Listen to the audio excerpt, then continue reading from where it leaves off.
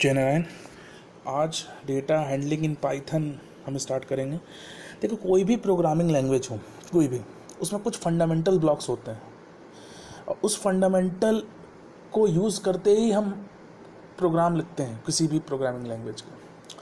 उसी पार्ट में आज इस चैप्टर जो हमने स्टार्ट किया है डेटा हैंडलिंग, उसके पार्ट में हम डेटा टाइप्स बताएंगे, वेरिएबल्स जो हमने पिछली क्लास में आपको बताया था, थोड़ा उसका और पार्ट उसको आगे बताते हैं, क्या होते हैं, कैसे काम करते हैं। ऑपरेटर्स हमने पिछली क्लास में आपको बता दिया था, और एक्सप्रेशन। तो बेसिक हमारे पास आज डेटा टाइप्स होंगे और एक्सप्रेशंस होंगे कि क्या होते हैं। चलो, इससे पिछली क्लासेस में आपने पढ़ा होगा, 8th में विजुअल बेसिक पढ़ा होगा, तो उसमें हमने आपको डेटा टाइप बताया था विजुअल बेसिक में, क्योंकि 9th-10th आप बेसिक आईटी पढ़े हुए हैं तो प्रोग्रामिंग लैंग्वेज से दूर थे, तो डेटा टाइप से भी आप दूर थे। देखो, पाइथन एक pre defined set of data type provide करता है। प्री डिफाइंड सेट ऑफ, कोई भी डेटा को अगर हैंडल करना है तो एक pre defined set of data type provide करता है, और डेटा जो स्टोर होता है इसी डेटा टाइप्स के अंदर स्टोर होता है। ठीक। अब डेटा कैन बी एनीथिंग, चाहे वो कैरेक्टर हो, चाहे वो इंटीजर हो, चाहे वो रियल हो, चाहे वो स्ट्रिंग हो। इतने टाइप्स के डेटा टाइप स्टोर कर सकता है। और डेटा हमने आपको ही बताया भी कि बहुत टाइप के हो सकते हैं, कैरेक्टर, इंटीजर, रियल, स्ट्रिंग, और एनीथिंग इनक्लोज्ड इन कोट्स। अगर डबल कोट्स के अंदर है तो वो स्ट्रिंग है। नंबर्स विदाउट फ्रैक्शन है तो इंटीजर डेटा रिप्रेजेंट कर रहा है। नंबर विद फ्रैक्शन है तो रियल डेटा रिप्रेजेंट कर रहा है। ट्रू एंड फॉल्स है तो बूलियन डेटा रिप्रेजेंट कर रहा है। तो बहुत सारी डेटा टाइप्स हैं। ठीक, तो इसको एक एक करके पढ़ते हैं। इसके पहले हम आपको बता दें, इतनी पार्ट पढ़ने से पहले जो पाइथन है वो कोर डेटा टाइप्स को सपोर्ट करता है। अब ये कोर क्या होता है? ये कोर के ही पार्ट हैं। इंटीजर है, फ्लोट है, बुलियन है, स्ट्रिंग है, ये कोर के ही पार्ट हैं। तो पहले हम कोर को पढ़ते हैं। कोर में नंबर, स्ट्रिंग, लिस्ट, टपल और डिक्शनरी, इतनी चीज़ें आती हैं। अभी हम आपको नेक्स्ट स्लाइड में आपको टपल और डिक्शनरी भी दिख रहा है। आप पहले इन तीनों को समझ लीजिए। नंबर है, नंबर में देखिए क्या दिया हुआ है, इंटीजर टाइप के होते हैं। नंबर्स में 3 टाइप के डेटा टाइप स्टोर होते हैं। इसके अंदर इंटीजर है, फ्लोट है, कॉम्प्लेक्स है। 3 तरीके के डेटा टाइप्स को इसमें हम स्टोर कर सकते हैं। अगर उनको बोलते हैं नंबर डेटा टाइप। इंटीजर है तो हमने आपको बताया कि पॉजिटिव नेगेटिव वैल्यू स्टोर हो सकती है। फ्लोट है तो हमने आपको बताया रियल और डेसिमल पार्ट स्टोर होता है, रियल वैल्यू। कॉम्प्लेक्स है तो इमेजिनरी पार्ट भी वैल्यू का स्टोर होता है। स्ट्रिंग के बारे में भी हमने आपको बात की कि डबल कोट्स अगर लगा है वैल्यूज़ के बीच में तो वो स्ट्रिंग है। लिस्ट, अब ये थोड़ा नया है। लिस्ट में आप सिर्फ इतनी सी बात समझ लीजिए, अगर पाइथन में, हम पाइथन की टर्मिनोलॉजी में बात कर रहे हैं, अगर पाइथन में स्क्वायर ब्रैकेट के अंदर, मेरी बात ध्यान सुनिएगा, अगर पाइथन में स्क्वायर ब्रैकेट के अंदर कोई वैल्यू स्टोर है, कोई भी वैल्यू स्टोर है, वो लिस्ट कहलाती है। इतनी सी बात आप समझ लीजिए। नेक्स्ट चलते हैं हम टपल। टपल क्या होता है? टपल भी एक टाइप का डेटा टाइप है। जैसे इंटीजर है, जैसे बूलियन है, जैसे स्ट्रिंग है, वैसे टपल भी है। अभी हमने आपको लिस्ट बताया, लिस्ट में हमने स्क्वायर ब्रैकेट का जिक्र किया, वैसे ही टपल है। टपल में फिर से सुन लीजिए, अगर राउंड ब्रैकेट के अंदर कोई वैल्यू स्टोर है, कोई भी वैल्यू स्टोर है, हम कह रहे हैं इंटीजर स्टोर है, स्ट्रिंग स्टोर है, नंबर स्टोर है, कुछ भी स्टोर है, अगर वो राउंड ब्रैकेट के अंदर है तो वो टपल कहलाता है। इतनी सी बात सुन लीजिए, अगर वो राउंड ब्रैकेट के अंदर है तो वो टपल कहलाता है।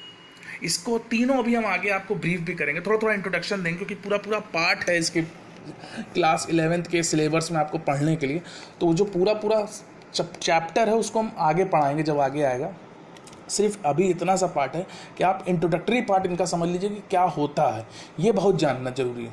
इतना अगर आप इस चैप्टर में समझ लेंगे तो ये आप समझ लेंगे कि आगे आने वाले जो चैप्टर्स हैं उसके लिए आपको एक बेस, नींव मजबूत हो जाएगी। डिक्शनरी, डिक्शनरी में जो वैल्यू स्टोर होती हैं आप देख ही रहे होंगे। अभी तक हमने आपको लिस्ट और टपल समझाया, वैसे ही डिक्शनरी, लेकिन यहाँ कर्ली ब्रेसेस लगे हैं।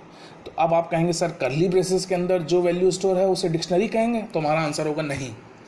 कर्ली ब्रेसेस के अंदर तो वैल्यू स्टोर होंगे, लेकिन की और वैल्यू के पेयर बने होंगे। एक उसकी की होगी, उसके सामने एक वैल्यू बनी होगी, और वो कोलन से सेपरेट होंगे। दोनों की वैल्यू पेयर कोलन से सेपरेट होंगे और दोनों की के बीच में कॉमा लगा होगा। ध्यान से देखिएगा, ये सिर्फ देख के, पाइथन एक ऐसी लैंग्वेज है जो ये तीनों डेटा टाइप को आप देख के समझ सकते हैं। आपको कुछ करने की जरूरत नहीं है, आप सिर्फ देख लेंगे तो बात समझ में आ जाएगी कि है क्या। ध्यान से समझ लीजिए, वैल्यू डिक्शनरी में करली ब्रेसेस के अंदर तो स्टोर होती है, लेकिन आप कहेंगे कि करली ब्रेसेस ही डिक्शनरी है, तो आंसर नहीं। डिक्शनरी के अंदर की और वैल्यू के पेयर स्टोर होते हैं। उसकी एक की होगी, उसके सामने उसका वैल्यू लिखा होगा। जैसे यहाँ लिखा हुआ ए यहाँ पे क्या है, की है, उसके सामने 1 उसकी वैल्यू है। ई की है, वैल्यू क्या हुई इसकी 2। आई की है, आई वैल्यू क्या है 3। ओ 4, यू 5। अब अभी आपको हम आगे जब हम चैप्टर पढ़ाएंगे तो इसका हम ब्रीफ आपको बताएंगे कैसे आप वैल्यू इनपुट करके आउटपुट कैसे आप यूज़ कर सकते हैं इनका। ये पूरा चैप्टर में पूरा ब्रीफ में दिया हुआ है, इलैबोरेट वे में आपको दिया हुआ है, तो उस समय आपको ज़्यादा बेटर तरीके से समझ में आएगा। सिर्फ इतनी सी समझ लीजिए डिक्शनरी क्या होती है। अभी हम उसको थोड़ा सा और बताएंगे। नेक्स्ट हम चलते हैं, यही आपको हम एक ग्राफिकल व्यू में दिखा रहे हैं कि कोड डेटा टाइप क्या होते हैं। नंबर होते हैं, नन होता है, सीक्वेंस होता है और मैपिंग होती है। इतने टाइप के डेटा टाइप पाइथन के अंदर स्टोर होते हैं, और इन डेटा टाइप्स के अंदर भी टाइप्स स्टोर होते हैं। जैसे इंटीजर है, फ्लोटिंग पॉइंट है, कॉम्प्लेक्स है, स्ट्रिंग है, टपल है, लिस्ट है, डिक्शनरी है। इतने टाइप के आपके डेटा टाइप्स स्टोर होते हैं। अब इनको एक एक करके हम समझ लेते हैं। सबसे पहले इंटीजर अभी भी हमने बात की कि पॉजिटिव और नेगेटिव नंबर स्टोर करता है, नो डेसिमल पॉइंट की वैल्यू स्टोर होती है, और पाइथन 3 के अंदर अनलिमिटेड साइज है क्योंकि 2 का हम यूज़ कर भी नहीं रहे हैं।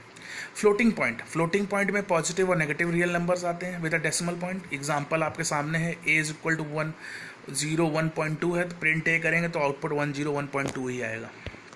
ये सारे एग्जांपल्स आपको हम पिछली क्लासेस में करके भी दिखा चुके हैं लाइव, तो दिक्कत नहीं होनी चाहिए। तब भी कोई दिक्कत है तो आप क्लास के बीच में ज़रूर पूछिएगा। कॉम्प्लेक्स नंबर में रियल इमेजिनरी पार्ट। अब जो साइंस के स्टूडेंट्स हैं, जो मैथ्स के स्टूडेंट हैं बेसिक, वो कॉम्प्लेक्स नंबर को ज़्यादा बेटर तरीके से समझ रहे होंगे कि रियल इमेजिनरी पार्ट क्या होता है। तो x + yj के फॉर्म में अगर हमको कोई आउटपुट चाहिए होता है तब हम कॉम्प्लेक्स नंबर का यूज़ करते हैं। a is equal to complex 5 करेंगे तो देखो हमने यहाँ पे कोई भी इमेजिनरी पार्ट वैल्यू पास नहीं किया, हमने प्रिंट a मांगा तो आउटपुट आएगा 5 + 0j। कोई भी इमेजिनरी पार्ट में कोई वैल्यू नहीं है, रियल पार्ट की वैल्यू 5 है। उसी तरह से b is equal to complex 101, 23 दिया तो 101 + 23j, मतलब इमेजिनरी पार्ट 23 है और रियल पार्ट 101। तो इस तरीके से कॉम्प्लेक्स का काम होता है। नेक्स्ट आता है स्ट्रिंग का अभी हमने आपको जिक्र किया कि अगर स्ट्रिंग क्या है, सीक्वेंस ऑफ कैरेक्टर्स है जो सिंगल कोट या डबल कोट्स के बीच में लिखा गया, उसे बोलते हैं स्ट्रिंग। दोनों सेम है, चाहे वो आप सिंगल यूज़ करें चाहे डबल यूज़ करें, इंटरप्रेटर एरर नहीं देगा। एक एग्जांपल दिया हुआ है कि स्ट्रिंग इज str, एक नाम का हमने वेरिएबल लिया, उसके अंदर हमने कंप्यूटर साइंस को स्टोर किया, तो प्रिंट str, तो आउटपुट क्या आ गया str कंप्यूटर साइंस। अब आप कहेंगे print str dash double quotes, तो हमने आपको प्रिंट का स्टेटमेंट जब पिछली क्लास में बताया था तो हमने बताया था प्रिंट के अंदर अगर आप कुछ भी कोट्स के अंदर लिख रहे हैं तो प्रिंट को ये पता है कि उसको सिर्फ डिस्प्ले करना है उसको, तो वही डिस्प्ले यूज़ किया हमने यहाँ पे। नेक्स्ट आता है लिस्ट की बात अभी हमने आपसे की, सेम वही चीज़ लिखी हुई है यहाँ पे जो हमने आपको आगे बात की। लिस्ट पाइथन में list of comma separated values होते हैं और जो स्क्वायर ब्रैकेट्स के अंदर स्टोर होते हैं। इतनी सी बात ही आपको लिस्ट में जाननी है। हर लिस्ट के आइटम, जो लिस्ट में अंदर वैल्यू होती है उसको बोलते हैं आइटम। हर आइटम की एक इंडेक्स वैल्यू होती है। अभी इंडेक्स वैल्यू क्या होती है, अभी आप कहेंगे सर इंडेक्स वैल्यू क्या होती है। चलिए इसको थोड़ा सा जब क्लास स्टार्ट करेंगे तब हम आपको बताएंगे कि इंडेक्स वैल्यू क्या होती है। नेक्स्ट आता है टपल भी कॉमा सेपरेटेड वैल्यूज़ होती हैं जो पैरेंथेसिस या राउंड ब्रैकेट्स के अंदर स्टोर होती है, हमने आपको बताया ही आगे। सेट्स, अब सेट आया क्वेश्चन, ये एक unordered collection of unique and immutable. ये इम्यूटेबल 2 बार आप देख चुके हैं, लेकिन अभी भी समझ में नहीं आ रहा कि इम्यूटेबल क्या है। चलिए आगे नेक्स्ट जब हम स्लाइड आगे बढ़ेंगे तो आपको जरूर समझ में आएगा कि हम ये म्यूटेबल और इम्यूटेबल क्या कह रहे हैं। इतनी सी बात समझ लीजिए कि एक सेट क्या है, एक अनऑर्डर्ड कलेक्शन है यूनिक नंबर्स का, जिसके अंदर हम आइटम्स को मॉडिफाई नहीं कर सकते, which can not be modified, ध्यान रखिएगा। अब आप कहेंगे सर सेट कर्ली ब्रेसेस से पहचाना जाता है, तो आंसर हमारा यस। उसी समय मैं डिक्शनरी पे जोर दे रहा था कि डिक्शनरी में की वैल्यू का पेयर होता है, जबकि सेट में सिर्फ कर्ली ब्रेसेस होता है। अगर कर्ली ब्रेसेस के अंदर वैल्यूज़ दी हुई हैं तो वो सिर्फ एक सेट है, लेकिन अगर कर्ली ब्रेसेस के अंदर की और वैल्यू का पेयर दिया हुआ तो वो एक डिक्शनरी है। सेट आपके कोर्स में नहीं है, लेकिन आपको नॉलेज होनी चाहिए, इसलिए मैंने आपको बता दिया। नेक्स्ट आता है डिक्शनरी के बारे में भी हमने बात की कि एक अनऑर्डर्ड कलेक्शन ऑफ आइटम्स होता है जिसके अंदर ईच आइटम जो होता है वो की और वैल्यू का पेयर होता है। देखिए यहाँ पे सब्जेक्ट क्या है, की है, कंप्यूटर साइंस उसकी वैल्यू, क्लास क्या है, की है, कंप्यूटर 11th उसका वैल्यू। तो प्रिंट हमने डिक्ट किया तो आउटपुट में पूरी डिक्शनरी प्रिंट होके आ गई। ठीक, नेक्स्ट चलते हैं म्यूटेबल एंड इम्यूटेबल। आप बहुत कन्फ्यूज़न होता है इसमें, आप मेरी बात समझ लीजिए, सिर्फ आपको यही ध्यान देना, म्यूटेबल मतलब चेंजेबल, जो चेंज हो सके, और इम्यूटेबल मतलब नॉन चेंजेबल, जो चेंज नहीं हो सके। इसको अगर आप ध्यान रख लिए तो अब आपको कोई कन्फ्यूजन नहीं होगी। फिर से समझ लीजिए, म्यूटेबल मतलब चेंजेबल और इम्यूटेबल मतलब नॉन चेंजेबल। बस इतनी सी बात आप ध्यान रखिए। जैसे जैसे हम आगे बढ़ते जाएंगे आपको इसके बीच का डिफरेंस भी समझते आ जाएगा, मेरा यकीन मानिए। चलिए एक एग्जाम्पल देखते हैं। हमने लिखा है P = 10, Q = P।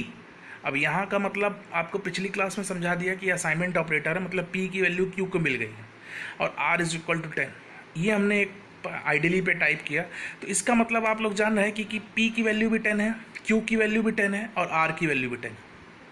मेरा बात आप समझ रहे होंगे कि हमने 3 वैल्यू को पास किया, एक हमने असाइनमेंट ऑपरेटर असाइन किया और तीनों की वैल्यू क्या प्रिंट हो गई, 10 10 10। फिर उसकी वैल्यू हमने चेंज की, P = 17 किया, R = 7 किया और Q = 9 किया। तो मैं ये पूछना चाहता हूँ, क्या वैल्यू एक्चुअली में चेंज हुई?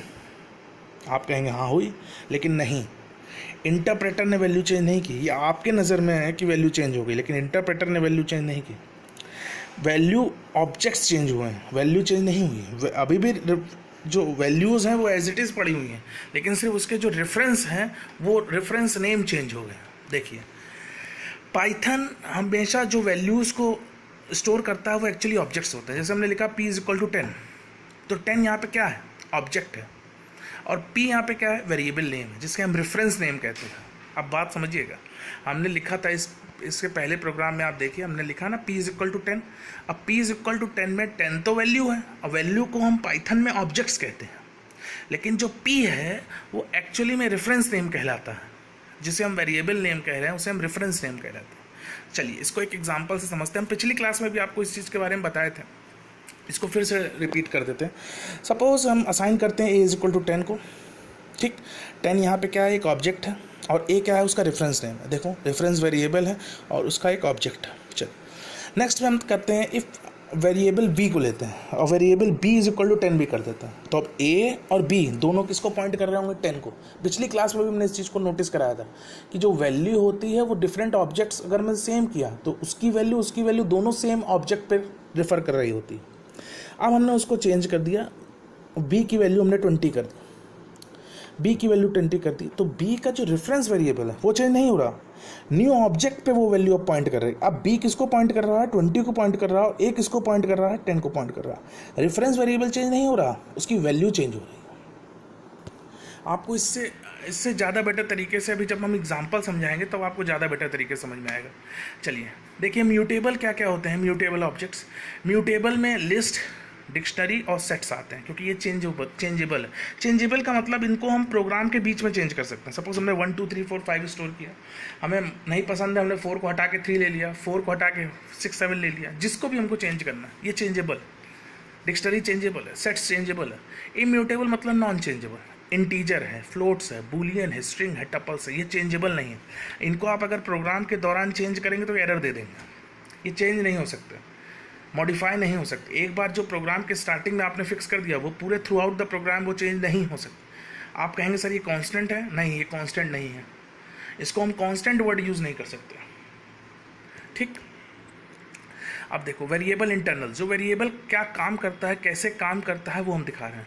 हमने लिखा है A = 4, अब उसका हमने एक ID यूज़ किया, टाइप ऑब्जेक्ट। टाइप अगर हमें पूछना है तो हमने उसका कीवर्ड यूज़ करते हैं टाइप। तो टाइप 4 किया तो वो इंटीजर टाइप का, भाई A = 4 कैसा है, इंटीजर टाइप का वेरिएबल है। फिर हमने टाइप A किया तो भी इंटीजर है, क्योंकि A के अंदर कौन से वेरिएबल स्टोर है, 4 कैसा है, इंटीजर है, तो A भी कैसा हुआ, इंटीजर हुआ। नेक्स्ट करते हैं वैल्यू ऑफ एन ऑब्जेक्ट। अब हमने प्रिंट 4 किया, सेम एग्जांपल चल रहा, प्रिंट 4 किया तो 4 देगा, प्रिंट A किया तो भी 4 दे रहा। अब ध्यान से देखिए, हमने A = 4 किया था, इससे पहले वाले में देखिए A = 4, दोनों का टाइप हमने पूछा तो इंटीजर दे रहा है, क्योंकि 4 भी इंटीजर है और A भी इंटीजर। A इंटीजर क्यों है, क्योंकि A के अंदर 4 स्टोर है, A जिसको रिफर कर रहा है उसके अंदर 4 स्टोर है।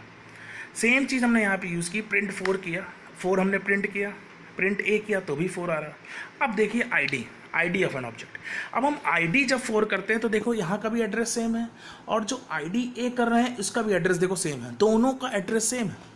अब इसी एग्जाम्पल को आप ए और बी वाले कॉन्सेप्ट से यूज़ कर सकते हैं। ए इज इक्वल टू 5 कर दीजिए, बी इज इक्वल टू 5 कर दीजिए और दोनों की आईडीज निकाल लीजिए, आईडी ए आईडी बी, दोनों के आप यकीन मानिए दोनों का जो रेफरेंस वेरिएबल होगा, जो एड्रेस होगा वो सेम, दोनों का सेम आ रहा होगा। इसको मैं आपको लाइव करके दिखाऊंगा। और जैसे ही हम a इज इक्वल टू 10 और b इज इक्वल टू 20 करेंगे, a का एड्रेस अलग, b का एड्रेस अलग हो जाएगा, जबकि दोनों अलग अलग वेरिएबल है, लेकिन पहले केस में दोनों सिमिलर एड्रेस को रिफर कर रहे थे, इस केस में दोनों अलग अलग एड्रेस को रिफर कर रहे हैं। यही एक डिफरेंस आपको समझना बहुत जरूरी है। नेक्स्ट आता है ऑपरेटर एसोसिएटिविटी। ऑपरेटर एसोसिएटिविटी, देखो पाइथन में जो ऑपरेटर्स काम करते हैं वो लेफ्ट टू राइट करते हैं। यहाँ पे दिया हुआ 7 × 8 divided by 5, floor division operator 2 लगा हुआ है, ध्यान से देखिएगा। इससे पहले क्लास में हमने आपको इसके बारे में बताया भी था, आपको ध्यान होगा फ्लोर डिवीजन ऑपरेटर कैसे काम करता था या इंटीजर डिवीजन कैसे काम करता था। तो अगर आपको कुछ ध्यान हो तो आप उसको पढ़ सकते हैं, नहीं तो एक बार इसको पढ़ने से पहले उनको ज़रूर देख लीजिएगा, तो आपको ज़्यादा बेटर तरीके से समझ में आ जाए। अब देखिए इक्वेशन है 7 × 8 divided by 5, floor division operator 2। इसको जब हम सॉल्व करते हैं तो पहले 7 × 8 सॉल्व होगा, तो 7 × 8 क्या देगा, 56 देगा। 56 को हम 5 से डिवाइड करेंगे, 5 से डिवाइड करेंगे तो आउटपुट क्या आएगा, समथिंग अराउंड 11 पॉइंट कुछ करके दे रहा होगा, 11.5। और फिर 11.5 को जब हम फ्लोर डिवीजन कर रहे होंगे 2 से तो 5.0 दे रहा है, क्योंकि वो नेगेटिव पार्ट को रिमूव कर देता है। ये होता है ऑपरेटर एसोसिएटिविटी, हमेशा लेफ्ट टू राइट। लेकिन अब अगर मल्टीप्लिकेशन का केस लगा हुआ, देखिए लिखा भी हुआ only in case of exponent, multiplication sorry हमने बोल दिया, एक्सपोनेंट का अगर क्वेश्चन लगा हुआ है, एसोसिएटिविटी अगर डबल एक्सपोनेंट लगा हुआ है, तब राइट टू लेफ्ट सॉल्व होता है, राइट टू लेफ्ट सॉल्व होता है। अब इस क्वेश्चन में 3 एक्सपोनेंट 2 दिया हुआ, अब इसको सॉल्व करना है राइट साइड से, मतलब 2 को 3 बार कैलकुलेट करना है, क्या आएगा, 9 आएगा भाई। 3 को अगर हम 2 बार, मतलब 3 to the power 2 हो जाएगा, 3 to the power क्या हो जाएगा 2, तो 3 की पावर 2 क्या होगा 9।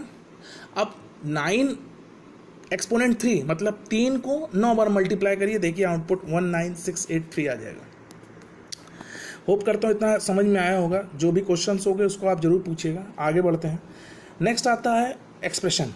एक्सप्रेशंस क्या होते हैं, बेसिक एक्सप्रेशन का मतलब पाइथन में any valid combination of operator, literal और वेरिएबल, कोई भी वैलिड हो उसको हम एक्सप्रेशन कहते हैं। और expression in Python in any valid combination of operators and atoms. An expression is composed of 1 और मोर ऑपरेशंस, एक से ज़्यादा ऑपरेशंस इसके अंदर हो सकते हैं। अर्थमेटिक एक्सप्रेशन आपको दिखाया था a + b 5 - 4। Relational expression a > b, a = b। Logical expression a > b, a > b, a और b and b। Basic logical expression में ये थोड़ा सा हम लग रहा मिसप्रिंट हो गया, a > b नहीं होगा, यहाँ a और b होगा। एंड a, यहाँ पे एंड ऑपरेटर का यूज़ लिखा हुआ, ये जो एंड है ये लॉजिकल वाला एंड है, आप इसको दोनों देख सकते हैं। हम इस तरीके से रिलेशनल का यूज़ करके लॉजिकल में लेके आए, मतलब a > b है एंड a > c, इसको इस तरह से भी देख सकते हैं।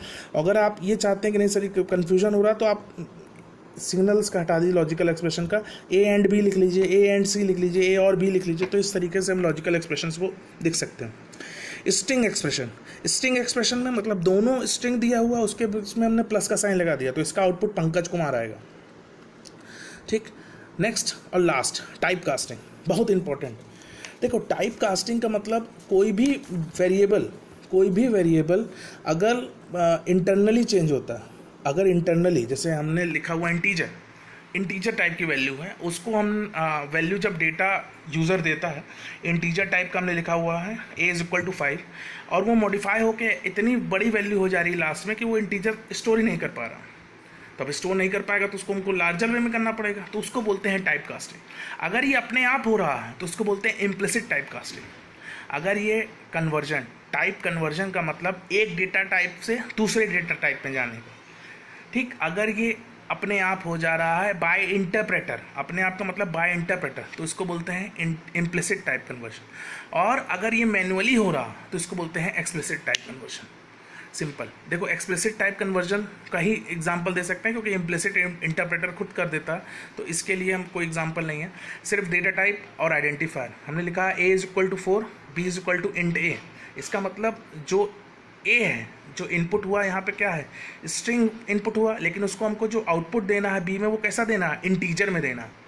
तो ये कैसा हुआ, एक्सप्लिसिट टाइप कन्वर्जन हुआ, हमने उसको मैनुअली चेंज किया। ठीक, उसी तरह से हम इंटीजर को, फ्लोट को, कॉम्प्लेक्स को, स्ट्रिंग को, बूल को, इतने सारे डेटा टाइप हैं जिसको हम कन्वर्ट कर सकते हैं एक जगह से दूसरी जगह पर। ठीक, अगर आप कहेंगे तो इसको हम क्लास में ज़रूर करके दिखाएंगे। जो भी प्रॉब्लम होगी उसको आप ज़रूर पूछिएगा। होप करता हूँ इतना समझ में आया होगा। आज के लिए इतना ही। Thank you.